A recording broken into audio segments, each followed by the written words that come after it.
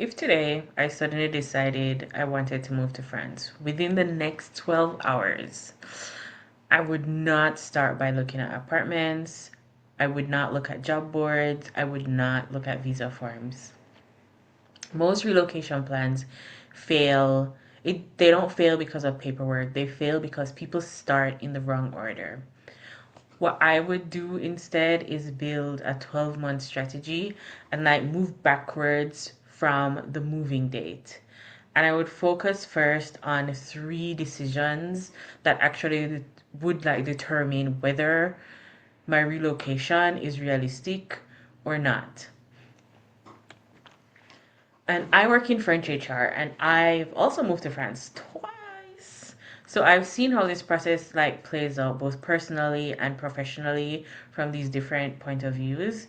And so in this video, I'm going to walk you through exactly how I would plan a move um, to France over a 1 year period. Like that's my timeline. And I'm breaking it down month by month on what I'd focus on first and what I would like delay and where I think many people waste time, right? For me, the moving to France and moving abroad isn't just about moving fast, like to do it in the quickest way, the shortest time possible. You will like this. It's about, but moving abroad is about sequencing like the right steps at the right time. So let's start with the three decisions I would make before doing anything else if I were to move to France today and I had only 12 months. First decision, or yeah.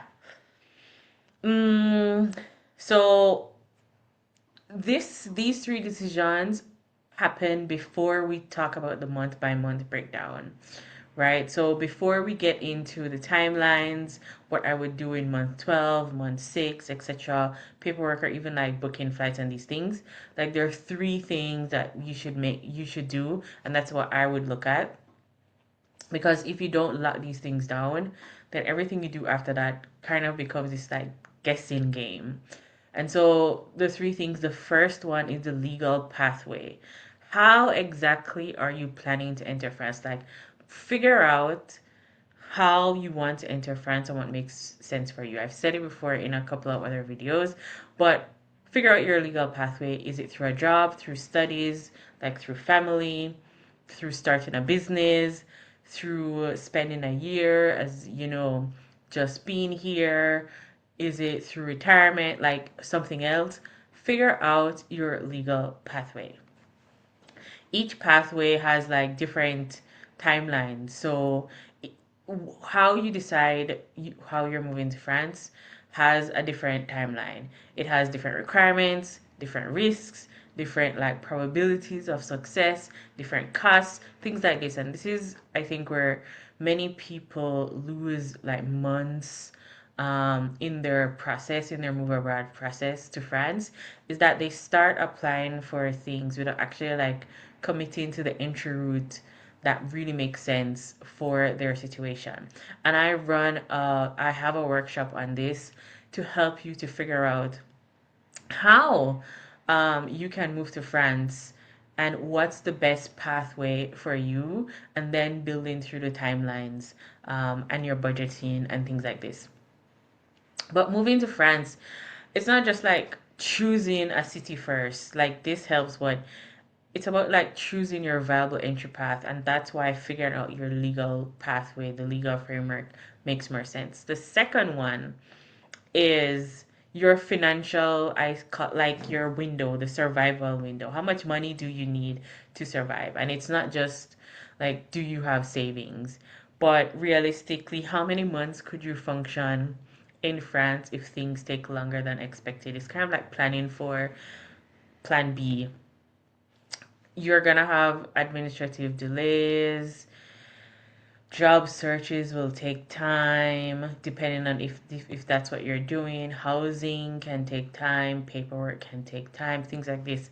So if your financial like budget is too exact, and sometimes that's all you need, right? Sometimes you're just like, this is what I have and this is what I'm going with, and it will work out. It can work out. I've done it. But just understand that if your buffer, your financial budget is too tight, then your move is going to become like more stressful, even quicker, right?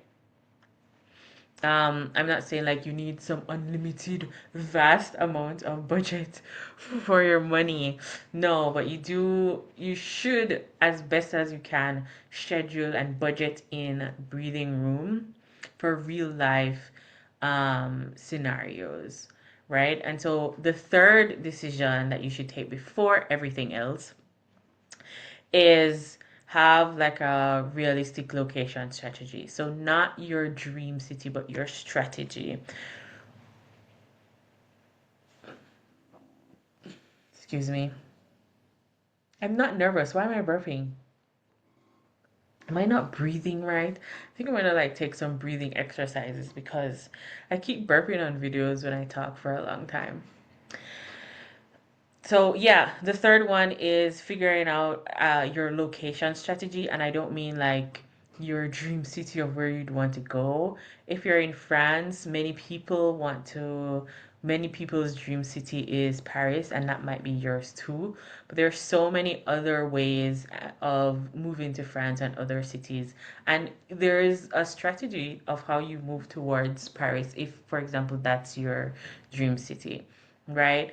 Where you land affects like job availability, rent, paperwork timelines, transport access, how fast you like settle in and stuff. And like I said, a lot of people you might be saying, I want Paris or I want to go to the south of France, Nice. But maybe the south of France is Toulouse for you or Montpellier and not Nice. Nice can be like more expensive.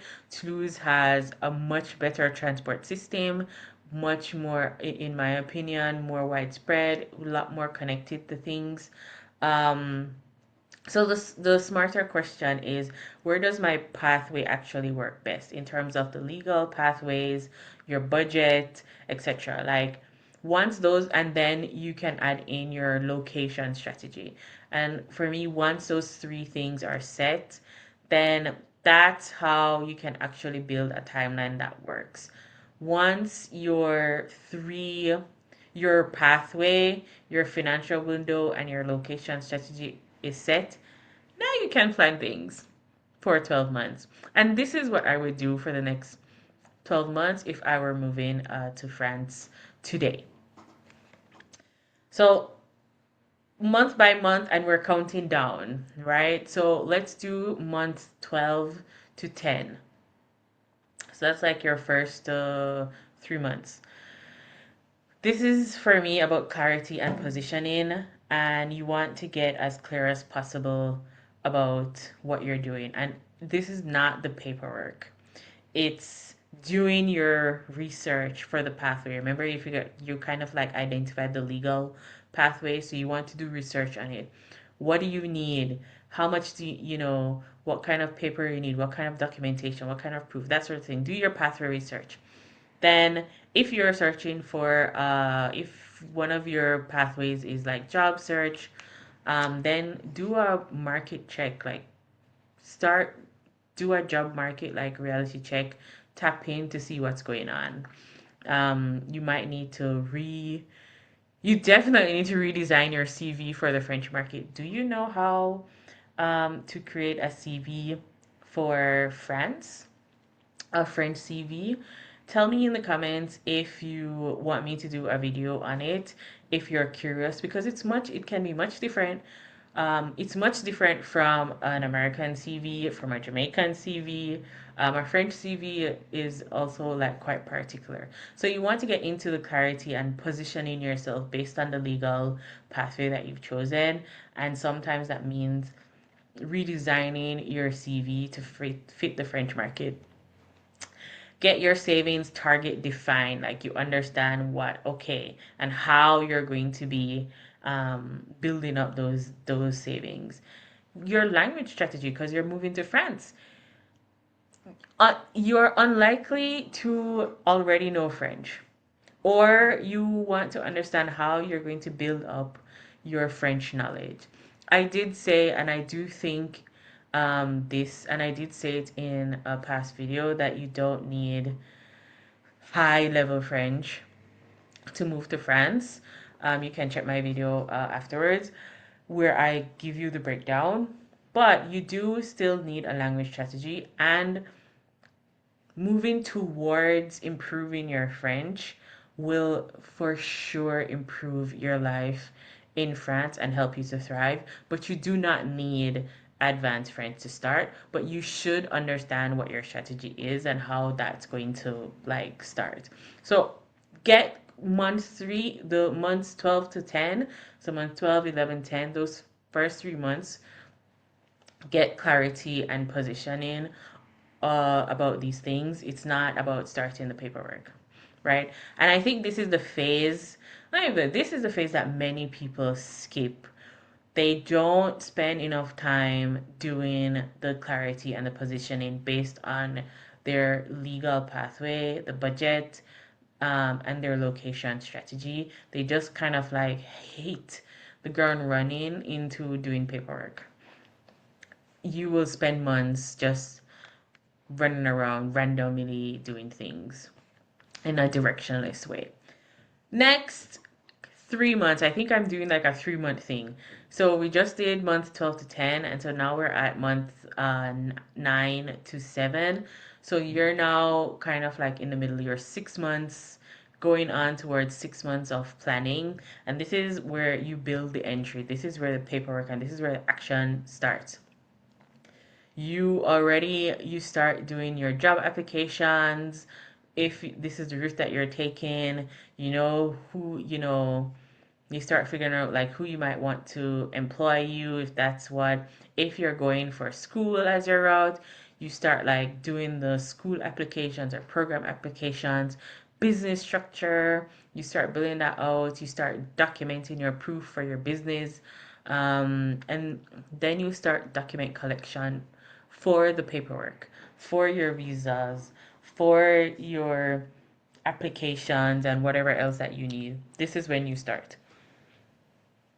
And these 3 months is about like increasing the probability towards success. It's not about like speed and doing it as quickly as possible, but you want to do all of the action so that you're building momentum and you have like that kind of like probability. Like you're increasing your rate of success because you're putting things in place based on the research that you did before, and now you're taking action and moving forward. And I think in these 3 months, so like it's where you have like a really strong mindset shift, and it's very important to kind of like get into the right mindset of action and progress, and instead of like speed and getting things done quickly. Then we're in month 6 to 4. So you have 6 to 4 months left before your move date, right? This is the admin phase for me. Re- I call it the admin phase because it's like realistically, you're thinking about like if you're doing jobs, then you've already started doing your interviews. You're probably in like your, second or going on to your final round.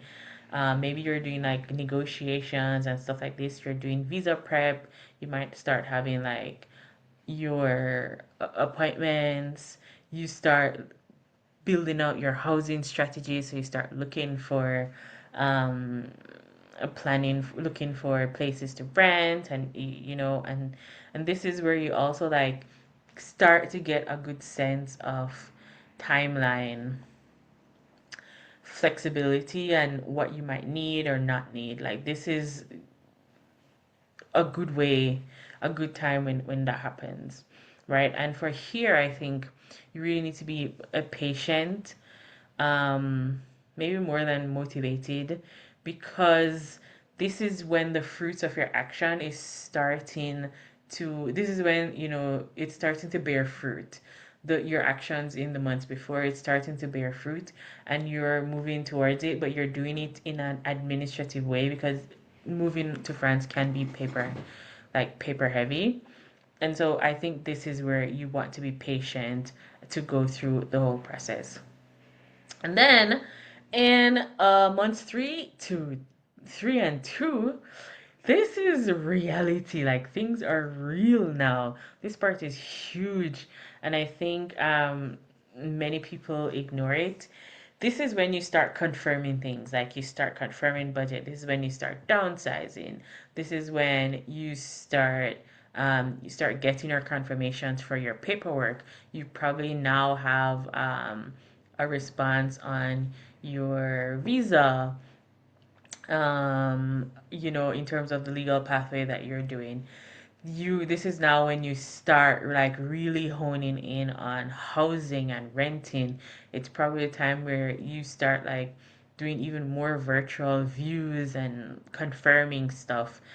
And this is when you have like an emergency buffer in place. Put it in, right? And here in this 3 months, 3 months before, months 3 and 2 before you move, if things start like feel shaky, then this is the moment to like delay, not necessarily panic like, oh my God, but you want to like slow down and revisit things. But here, this is the moment where I would start like downsizing for sure and confirming things and closing things out. This is when you start the closeout.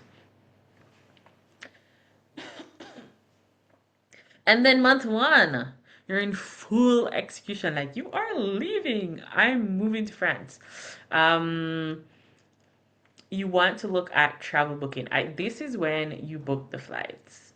I would not book earlier unless I had um like clearance, visa clearance, etc. And if I had a good point about housing, then I would book in months like 2 or 3 or 2.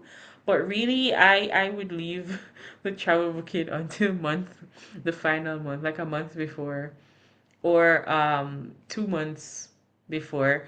Reason being is there are so many shifts that can happen, um, and you might need a bit more flexibility, and so it's hard to see how much flexibility you need in month like 4 months before your move date.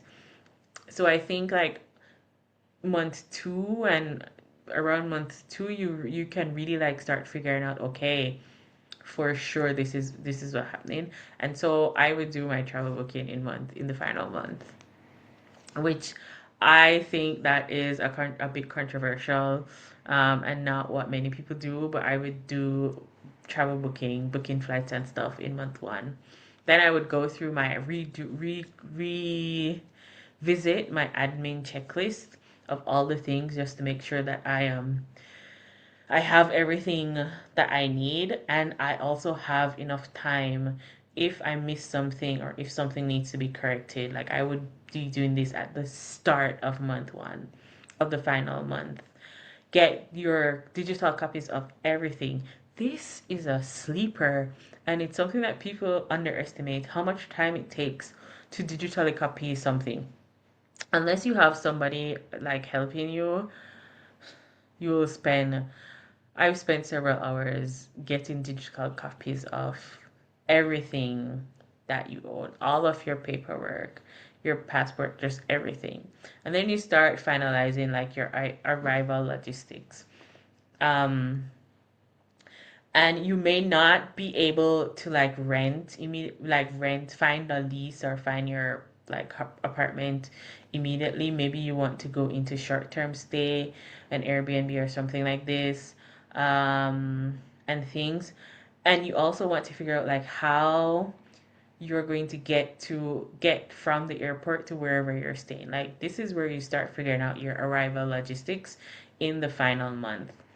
And here is where I would be the most practical.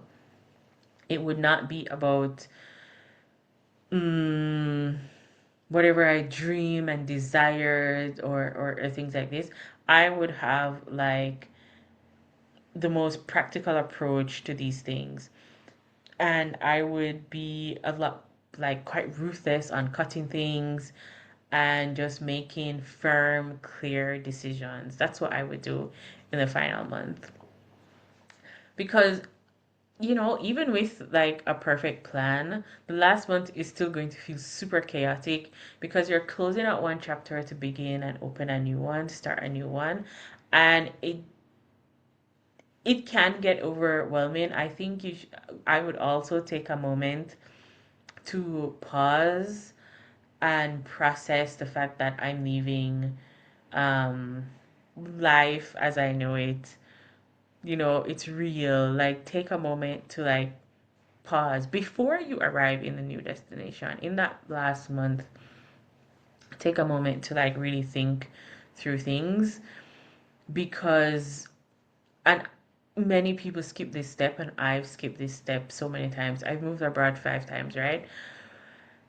And I've skipped this step a few times, and the couple times that I didn't was really a lot valuable to me because I didn't arrive. When you arrive in your new country, and when you arrive in France, it's France because we're talking about moving to France, everything is going to hit you. The newness is going to hit you, and it's going to be exciting, but also disorienting. It's going to feel so surreal, but also overwhelming. And you also have a lot of things to absorb in this new place because it's new. And so you might not have a lot of time to process the life that you left because you're moving and running towards settling into the new life, into your new life in France. And so it's important to, before you leave for France, that you take a moment to really work through as much as you can because it's an ongoing process. Like, you can't just like, I'm done with this whole life. Maybe you can, but many of us can't. It's not so easy, but take some time to like process through that you're closing this chapter, and that you're going to start a new one. Take time to do that because even it will, so many things will be happening all at once, and there's so many changes that are happening that it can feel chaotic. And sometimes you might mistake that as failure, or you won't process it well. Moving to France in 12 months, for me in general, it isn't about rushing. It's like I said, it's about sequencing the right steps at the right time. And when you do that, you enter in a space that's much more calm. You're able to arrive a bit more settled and a bit more grounded into yourself and who you are and what you're trying to do.